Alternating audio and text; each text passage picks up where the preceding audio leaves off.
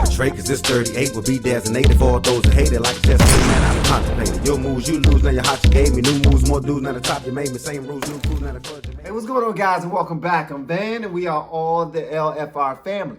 And if you're not already with the LFR family, I'm going to need for you to hit that subscribe button right there, Jack. Go on, hit that thing! Alright, guys. Support the channel.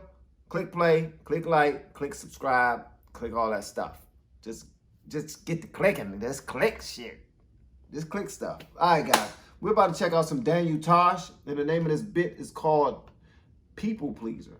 So y'all let me know what y'all think in the comments below. Without further ado, let's get popping. I hope the world ends in my lifetime. I want to see it. I don't want it to end tonight. And I know the hand that I was dealt. When shit hits the fan, I don't make good decisions. I die hour one. What? You go north. I don't know where north is. I'm going to stay here, guys. Dead. Some of you, you're going to survive for a while. Good for you. Sizing people up as quick as you can. Do you know how to fly a plane? No? Knife to the throat. Out of my way. Useless. That's what I've learned from watching movies. If anybody ever comes running up to you screaming, do you know how to fly a plane? Muster up some courage in a hurry. Yep. Nope. So you won't get stabbed in the throat. Nobody's screaming, do you know how to fly a plane? Doesn't have horrible things happening right behind them. Just jump in that cockpit, just start flipping switches. Calm down, my plane's a little different. Have you out of here in no time. Does this have a mirror? No? Okay, that was a joke. Haha. That's how you survive a little bit longer. I watch any TV show with Alaska in the title just so I can see what a real man is supposed to look like.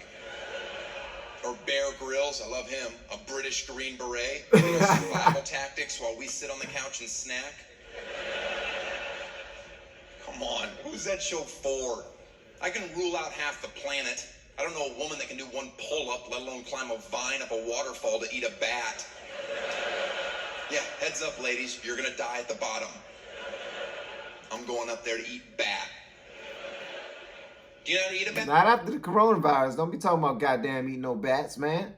You don't eat no bats after coronavirus, bruh. That's how this joint whole started, bruh. I'm going up there to eat bat. Do you know how to eat a bat? I saw this episode. I'll tell you, it's not as hard as you think. First thing you have to do, catch a fucking bat. I'm out. Catch a bat? Yeah, I can't kill a fly in under 3 hours in my house with equipment. You want me to blindly walk into a scary cave and barehand a flying AIDS rat? That's literally all he does. He just walks in and just snatches it by the feet or hooves, whatever the fuck bats have. Close your eyes, PETA. Here comes the tough part. Then he just bashes it over a rock because he wants his snack tender.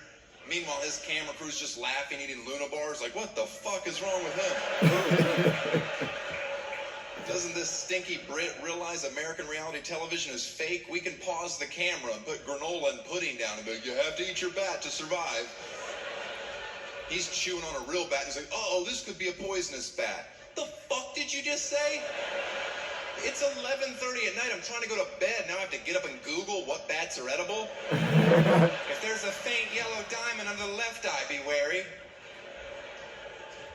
I'm looking at women that aren't laughing. My guess is you're hung up on the part where I said you can't do a pull-up and you checked out. Nah, bro, you been talking about eating bats. And you wondering why they not laughing at girls. He's like, well, maybe y'all thinking I'm being sexist since I said an hour ago that you couldn't do a damn pull-up. I can do a pull-up. Yeah, and there's a reason you're here alone. Your shoulders are gross and nobody likes you. Your shoulders are gross. Gross, bro? To flip a tire in 2015. We all have AAA. You haven't had your period in 4 years for a reason. You're growing a dick. Oh my gracious, what? Now lighten up. May I open the door for you? Why he decide to go in on them like that, though? All because they wasn't laughing? Well, no. You know what? I answer my own question. I answer my own question, bro. Because I've been to many of comedy shows before where the comedians just decide to find one or two or three or four to pick on out there in the audience because they're either not giving them the response they want or they're giving them too much of a response. One time, I went to a comedy, last time I went to a comedy show, I got picked on for laughing too much. They're like, bro, you just now got out of jail or something, man. You laughing like you ain't have a good time in a long time. Nah, I was just enjoying the goddamn comedy, man. Why you picking on me for enjoying the show? And Daniel Tosh picking on somebody for not enjoying the show. But hey, that's what comedians do. There they go. Now lighten up. May I open the door for you? Nope, I've got it. Deep voice, like Jim Carrey. Woman, you're the superior sex. I don't care. You ever get road rage? That's embarrassing. I've had road rage before and won, and I've had road rage and lost. I'm going to tell you two different stories. You can determine which is which. And the first one I want to point out, I was pretty young at the time. And the only reason I want you to know that is because I don't approve of what I said. But I just moved out here to Los Angeles. I was in traffic in my Acura with the sunroof open. Yeah, I was doing pretty well from day one. Started from the upper middle-ish, now I'm here. I was yelling through my sunroof at a guy in a delivery truck, and I don't remember what we were fighting over. But at one point, I may have yelled, "That's why you have to work on Saturday, you piece of shit." What? And then he spit a mouthful of Doritos onto me.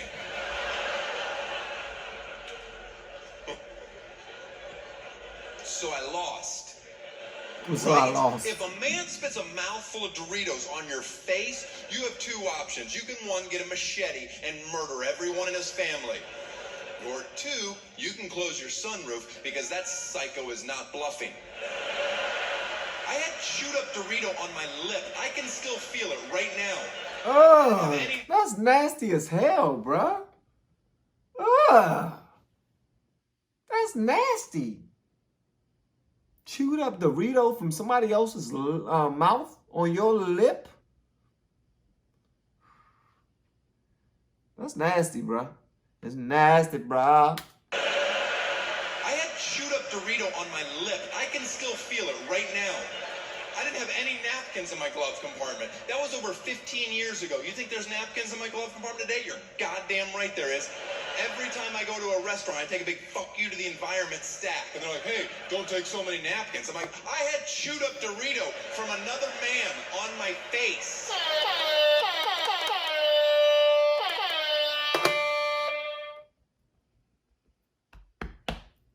I do that too. Take a big stack of napkins and keep them right there in my glove compartment, bro. Because I know emergencies happen, man. Not like I'm going to pull over and have to take a dump or nothing, but I'm just saying, you sneeze, you wipe your hands, they get dirty, you wipe your hands, you need to wipe something that spilled, you know what I mean? They come in handy, so it's good. And Chipotle has some of the best, it's between Chipotle and Chick-fil-A. They got some of the best napkins to keep inside of you. Yes, Chick-fil-A and Chipotle. You go to Chick-fil-A and Chipotle, grab you a nice little stack right there. Get you like 10 straws for when you make your drinks at home.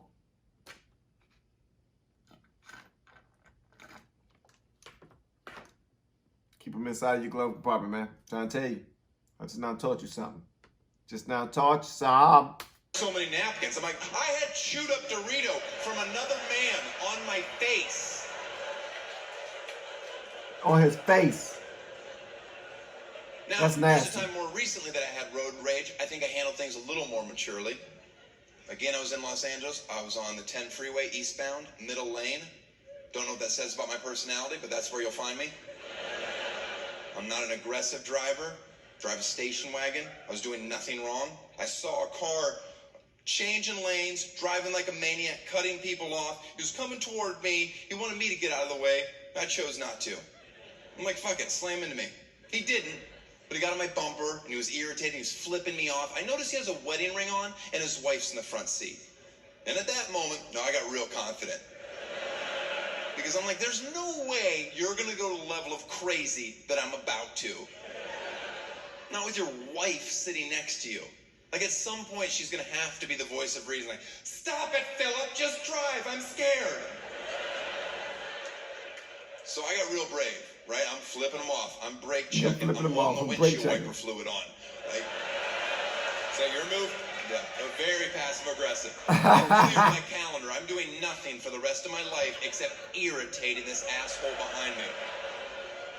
We're going about 10 miles an hour on the freeway at this point, and he won't pass me. I kind of respect it. I'm out of fluid. My exit's coming up, so I get off the freeway, and then he follows me right off the freeway.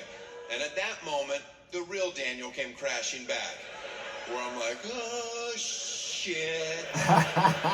You were supposed to keep driving. And that's life for your ass right there. Sometimes people going to call your bluff. Sometimes people going to cash that check. You feel me? That's all I got to say. That's all I got to say. That's not your wife. That's a hooker. You're going to murder, isn't it? Like, you got to think fast. What do? Well, I know this exit. It's Robertson exit if you want to verify it. There's a very large black homeless guy at the bottom with a sign that just said food. I aggressively drove toward him with this guy right on my bumper, slammed on my brakes to a dead stop so he's pinned behind me, can't get around. I roll my window down. I give the guy $20. I say, you need to go crazy on the car behind me. I swear, he doesn't even hesitate. Both hands on the hood, cocks his head, starts screaming. Meanwhile, I'm like, oh shit, he's gonna murder him too. Now I got blood on my hands, but I don't really care because it's a homeless guy. I'm like, it's probably not even the worst decision he's made today. So I take off, and the driver shoots me one last look, and I appreciate it because he certainly didn't have to. That was smart. That was quick thinking, man. That was quick thinking. I mean, seriously, should he have done that? No, hell no. Don't put a daggone homeless man in danger simply because you can't daggone fight. You was talking all that trash. Bruh called your bluff, chased you down, was waiting for you to stop so he can give you the smoke. And you decided to drive down the road where you knew a big homeless guy was. Get him to do your dirty work.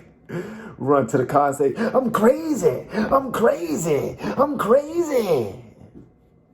Scare the hell out of that guy. Oh, man, that's funny. Okay. I mean, it's smart. It's smart as hell. I might do it.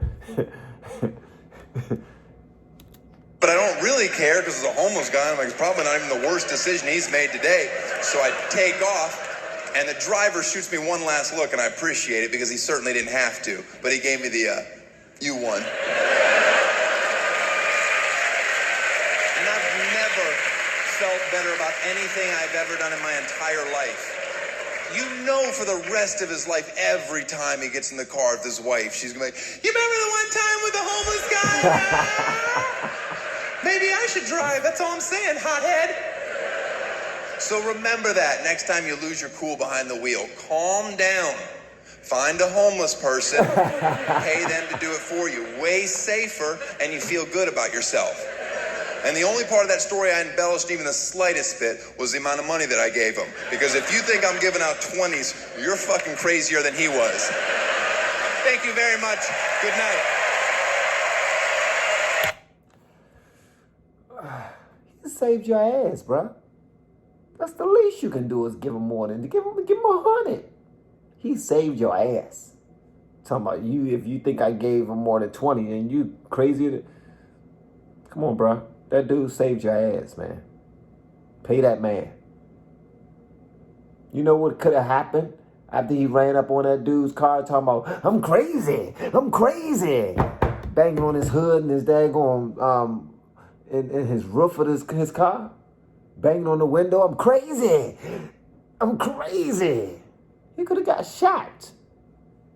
And here you are driving along, looking into your rearview mirror, looking at the homeless dude that you hired get shot. All because you wasn't ready for the smoke. Make no damn sense, bro. It make no damn sense, bro. Oh, wow. Per usual, though, I want to hear what you guys got to say about this in the comments below. And if you have not yet subscribed to the channel, make sure you do so on your way out the door, guys. I am Van. We are all the LFR family. I look forward to seeing y'all on the next one. And I would love to see you inside of the Patreon. We got some dope things happening over there. And I apologize, I know you're probably thinking, something's different. Something is different. Like in the first half of the video, I just know Van did not have on that shirt. No, I did not have on the shirt. Thank you for noticing. Y'all are dope. I'll see y'all on the next one. Peace out.